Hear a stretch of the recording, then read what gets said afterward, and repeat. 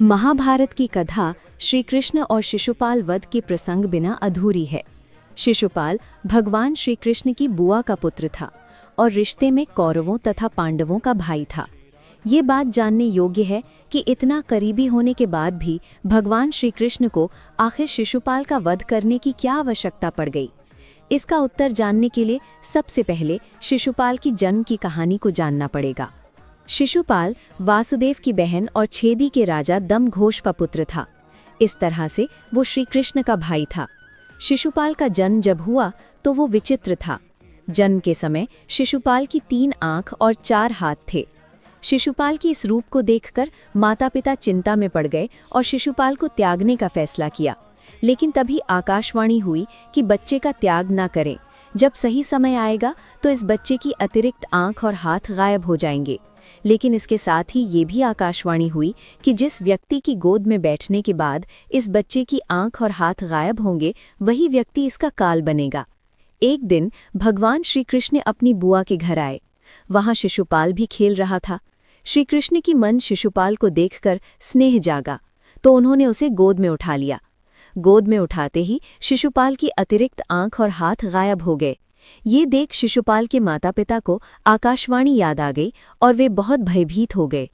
तब श्री कृष्ण की बुआ ने एक वचन लिया।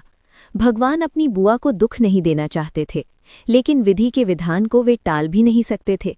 इसलिए उन्होंने अपनी बुआ से कहा कि वे शिशुपाल की 100 गलतियों को माफ कर देंगे, लेकिन 101वीं गलती पर उसे दंड देना ही पड़ेगा।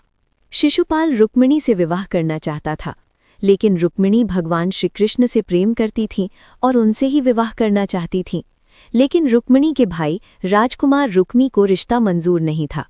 तब भगवान श्री कृष्ण रुक्मिणी को महल से लेकर आ गए थे। इसी बात से शिशुपाल भगवान श्री कृष्ण को शत्रु मानने लगा था।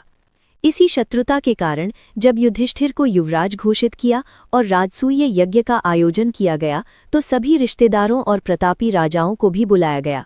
इस मौके पर वासुदेव, श्री कृष्ण और शिशुपाल को भी आमंत्रित किए गए था। यहीं पर शिशुपाल का सामना भगवान श्री कृष्ण से हो जाता है। भगवान श्री कृष्ण का युधिष्ठिर आदर सत्कार करते हैं। ये बात शिशुपाल को पसंद नहीं आई और सभी के सामने भगवान श्री कृष्ण को बुरा भला कहने लगा। भगवान श्री कृष्ण शांत मन से आयोजन को देखने लगे, लेकिन शिशुपाल लगातार अपमान करने लगा, उन्हें अपशब्द बोलने लगा। श्री कृष्ण वचन से बंधे, इसलिए वे शिशुपाल की गलतियों को सहन करते रहे। लेकिन जैसे ही शिशुपाल ने 100 अपशब्द पूर्ण किए और 101वां अपशब्द कहा, श्री कृष्ण ने सुदर्शन चक्र को आदेश दिया। एक पल में ही शिशुपाल की गर्दन